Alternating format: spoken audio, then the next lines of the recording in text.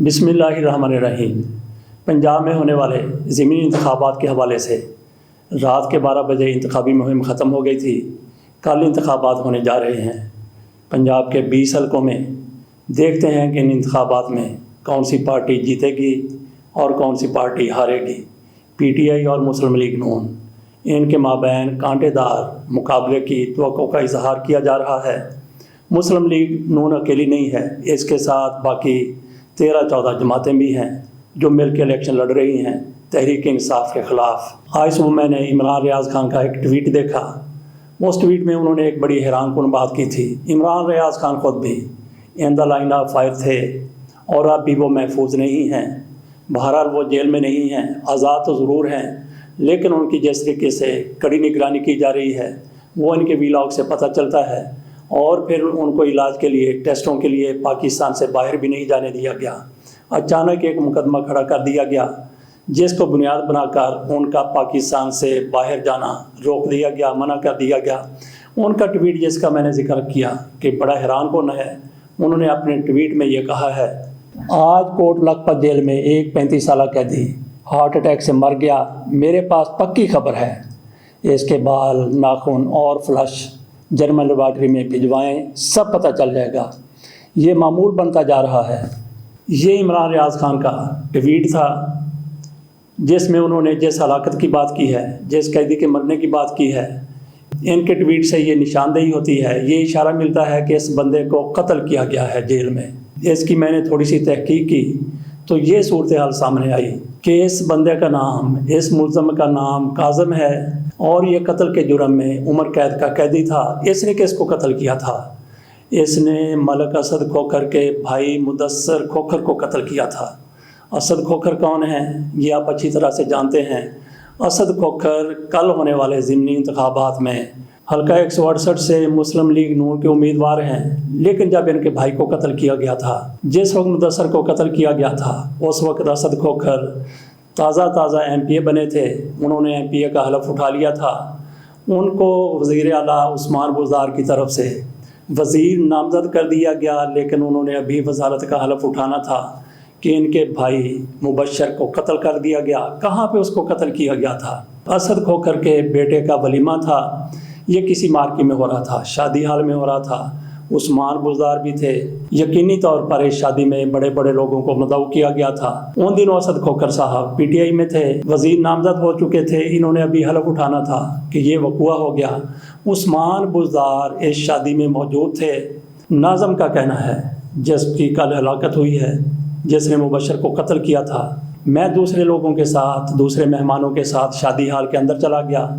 मुझे किसी ने वहाँ पे नहीं रोका। जब उस्मान बुज़दार शादी हाल से बाहर निकले, मैं भी उनके पीछे पीछे बाहर आ गया। मुदस्सर खोखर, असद खोखर और इनका तीसरा भाई ये भी उनके साथ थे। जैसे ही उस्मान बुज़दार गाड़ी में बैठे हैं, बहुत ज़्यादा सिक्योरिटी थी।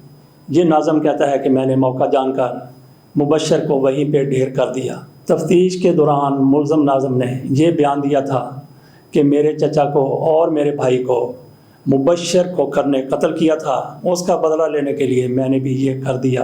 अपने चचा और अपने भाई के कत्ल का इंतकाम मैंने ले लिया। ये नाज़म की तरफ से कहा गया।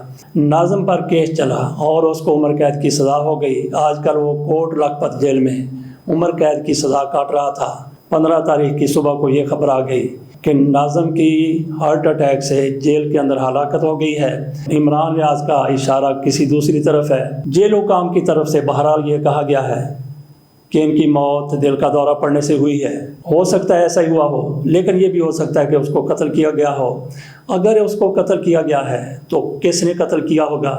कुछ लोगों का शुबा हो सकता है कि असद खोखर की तरफ जाए, लेकिन इसके साथ ये भी मुमकिन है कि असद खोखर के मुखालफिन ने असद खोखर की सियासत को दफन करने के लिए ये सारा कुछ किया हो। वैसे असद खोखर की जिस किस्म की सियासत है, जिस तरीके से उस्मान बुज़दार ने उनको बहुत ज़्यादा इज़्ज़त दी थी, जैसे ही इन्होंने इलेक्शन जीता था, ख्वाजा साद रफ़ीक की ये छोड़ी हुई सीट थी। ख्वाजा साद रफ़ीक इमरान खान की छोड़ी हुई MNA की सीट पर इलेक्शन लड़े थे, उसमें वो कामयाब हो गए थे, तो उन्होंने पंजाब असम्बली की सीट छोड़ दी थी। इस पर असद की तरफ से الیکشن لڑا گیا، تحریک انصاف کے جو امیدوار تھے وہ جیتے، ان کے جیتنے کے ساتھ ہی عثمان بزدار نے ان کو وزیر بنا دیا تھا۔ اس سے زیادہ عزت کوئی کسی کو کیا دے سکتا ہے؟ اسد کھوکھر صاحب منحرف ہو گئے، 25 دیگر لوگوں کے ساتھ مل کر انہوں نے حمزہ شہباز شریف کا ساتھ دیا اور ڈی سیٹ ہو گئے۔ حمزہ شہباز شریف کا ساتھ انہوں نے کیوں دیا؟ یہ خود وزیر تھے۔ کیا حمزہ شہباز شریف نے اسد کھوکھر کو وزیر اعلیٰ بنانے کا لالچ دیا تھا یا وزیر اعظم بنانے کا جھانسا دیا تھا؟ کیا آخر کیا پیشکش کی ہوگی کہ اسد کھوکھر صاحب وزارت چھوڑ کر حمزہ شہباز شریف کے کیمپ میں چلے گئے اور پھر ڈی سیٹ ہو گئے؟ اگر کسی مہذب ملک میں ایسا کچھ کیا گیا ہوتا جیسا 25 ان لوگوں کی طرف سے کیا گیا ہے تو یقینی طور پر ان لوگوں کی سیاست دفن ہو جاتی، لیکن یہ پاکستان ہے۔ یہاں پہ سیاست کس طرح سے چلتی ہے، کس طرح سے بندہ پستی سے عروج تک پہنچ جاتا ہے اور عروج پر پہنچ کر وہ کیا کچھ کرتا ہے، یہ سارا کچھ ہمارے سامنے ہے۔ بہرحال آپ دیکھتے ہیں کہ اس کیس کا کیا بنتا ہے۔ مجھے نہیں لگتا کہ اس کیس کی کسی قسم کی تفتیش ہوگی یا کسی قسم کی تحقیق ہوگی۔ یہ کیس بھی فائلوں میں دب جائے گا، کیونکہ پولیس کی طرف سے، جیل حکام کی طرف سے کہہ دیا گیا ہے کہ ان کی موت طبعی ہے، ان کو دل کا دورہ پڑا ہے۔ لیکن یہاں پہ میں ایک بار پھر عمران ریاض خان کا وہ ٹویٹ دہرانا چاہتا ہوں جس میں ان کی طرف سے واضح طور پر نشاندہی کی گئی ہے کہ یہ طبعی موت نہیں ہے، یہ سراسر قتل ہے۔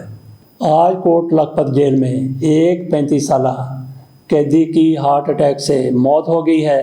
میرے پاس پکی خبر ہے، اس کے بال، اس کے ناخن اور اس کا فلش جرمنی لیبارٹری میں معائنے کے لیے بھجوایا جائے تو سب پتہ چل جائے گا۔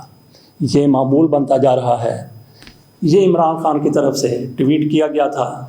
اسد کھوکھر صاحب جن کے بھائی کا قاتل جیل میں قتل ہو گیا ہے یا وہ طبعی موت مر گیا ہے، اسد کھوکھر صاحب کل انتخابات میں حصہ لے رہے ہیں، ان کے مد مقابل نواز اعوان ہیں۔